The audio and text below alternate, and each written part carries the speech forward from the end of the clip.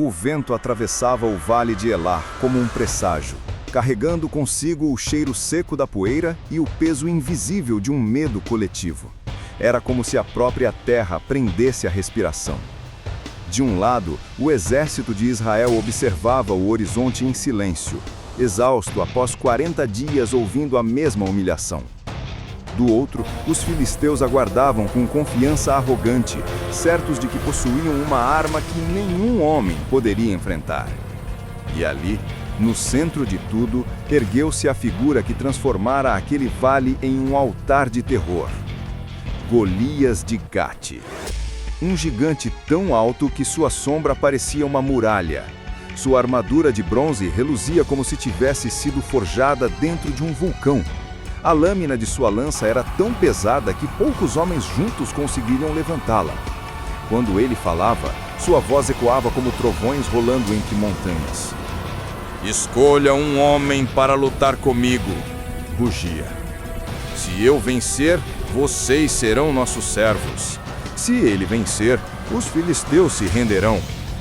O silêncio que seguia suas palavras era quase sempre pior que o desafio. Era o silêncio de um povo que já não acreditava na própria força. Nem mesmo Saul, o rei escolhido por Deus, conhecido por sua imponência e presença, ousava dar um passo adiante. O medo havia se fixado como raízes profundas no coração de Israel.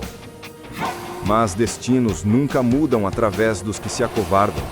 Eles mudam através dos improváveis. Muito distante da atmosfera sufocante do campo de batalha, um jovem pastor caminhava pelas trilhas poeirentas de Belém. Davi, o menor entre 8 irmãos, pastor de ovelhas, poeta, músico, guerreiro silencioso moldado não por treinamentos militares, mas pelas madrugadas em que lutou sozinho contra feras que ameaçavam seu rebanho. Ele carregava no rosto a simplicidade de quem conversava com o vento, mas nos olhos havia algo diferente. Uma chama constante, uma convicção de fé que o acompanhava desde a infância. Naquele dia, Jessé lhe entregaram uma tarefa simples: levar pão, grãos e queijos aos irmãos que serviam no exército de Saul. Davi obedeceu. Não imaginava que aquele seria o caminho para um encontro que mudaria a história do seu povo. Quando se aproximou do acampamento, percebeu algo estranho. Não eram apenas soldados cansados, eram soldados quebrados. Homens de guerra que antes se gloriavam em batalhas, agora evitavam até mesmo olhar para o vale. O som da voz de Golias atravessou o ar, alcançou os ouvidos de Davi e fez seu coração arder. Ele parou. Observou o horizonte onde o gigante caminhava. Suas mãos se fecharam.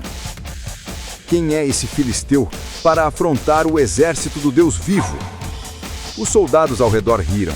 Alguns zombaram abertamente. Seus próprios irmãos tentaram calá-lo, acusando-o de arrogância. Mas Davi não respondia com raiva. Ele não via apenas um gigante. Ele via um insulto contra Deus. E para ele, isso era intolerável. Suas palavras se espalharam rapidamente, até chegarem aos ouvidos do rei. Saul pediu que o jovem fosse trazido. E quando Davi entrou na tenda real, a diferença entre os dois era gritante. De um lado, um jovem de aparência comum. De outro, um rei fatigado pelo peso do medo. Você não pode lutar contra esse gigante. Você é apenas um rapaz. Ele é guerreiro desde a juventude. Mas Davi deu um passo à frente. E naquele momento, algo mudou no ambiente. Como se suas palavras carregassem uma autoridade invisível.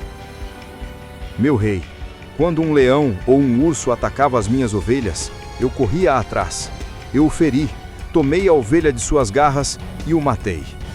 O Senhor me livrou das garras deles, e ele me livrará desse filisteu. A fé em sua voz era tão firme que Saul não encontrou argumento. Mesmo assim, tentou protegê-lo. Colocou sobre Davi sua própria armadura. O capacete de bronze pesava como chumbo. A cota de malha restringia seus movimentos. A espada parecia feita para um homem muito maior. Davi deu poucos passos e então parou. Eu não posso lutar com isso. Deus já me deu o que eu preciso. Saul o encarou, e pela primeira vez em muito tempo, viu coragem verdadeira diante de si.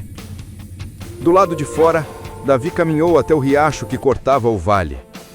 Ajoelhou-se.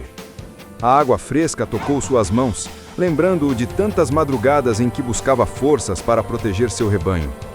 Ele escolheu 5 pedras lisas, não por superstição, mas por preparação. Guardou-as no alforje e levantou-se. O céu parecia mais pesado quando Davi desceu para o vale. Os soldados israelitas prenderam a respiração. Os filisteus riram. Golias, ao vê-lo, soltou uma gargalhada que sacudiu o ar. "Sou eu um cão, para que venhas a mim com pedras?" disse, com desprezo queimando nos olhos. "Venha, garoto. Hoje mesmo entregarei sua carne às aves do céu." Mas Davi não vacilou. Sua voz firme como rocha cortou o vale. "Você vem contra mim com espada, lança e dardo, mas eu vou contra você em nome do Senhor dos Exércitos. Hoje ele o entregará em minhas mãos, e todos saberão que não é pela força que Deus salva." Golias rugiu e começou a avançar. Cada passo fazia o solo tremer. Seu tamanho era tão desproporcional que parecia engolir o horizonte. Mas Davi correu também, e correu leve, com passos moldados pelo campo, pela liberdade, pela fé. Sua mão encontrou uma das pedras. A funda começou a girar.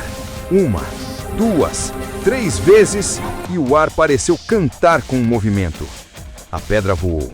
Era pequena, insignificante para qualquer olho humano, mas carregava destino. Ela cortou o vento e atingiu exatamente o único ponto vulnerável do gigante, sua fronte. O impacto ecoou como um golpe divino. O corpo colossal de Golias oscilou, seus olhos se apagaram, e então ele caiu. A terra tremeu sob o seu peso. Um silêncio absoluto tomou o vale. Durante um instante, Israel e Filistéia simplesmente observaram o impossível. Davi se aproximou, tomou a espada do próprio gigante e finalizou a batalha. Os filisteus fugiram em desespero. O exército de Israel avançou com gritos de vitória. E ali, no chão ensanguentado de um gigante que parecia indestrutível, nasceu a lenda daquele que seria rei. Não uma lenda sobre força humana, mas sobre coragem espiritual, sobre fé que não se dobra, sobre um jovem que enxergou a grandeza de Deus acima da grandeza do inimigo. A história de Davi e Golias atravessa séculos, porque fala conosco. Cada gigante que enfrentamos, medo, dúvidas, perdas, fracassos, insegurança, parece maior do que nós. Mas Davi nos lembra que nenhum gigante é maior que o Deus que caminha conosco. A batalha pode parecer desproporcional, pode parecer impossível, mas com fé, coragem e propósito, até uma pedra muda a história. Se esse anime mexeu com você, deixe o seu like, inscreva-se no canal e acompanhe o próximo episódio que une a Bíblia à intensidade dos animes. Sua jornada está apenas começando.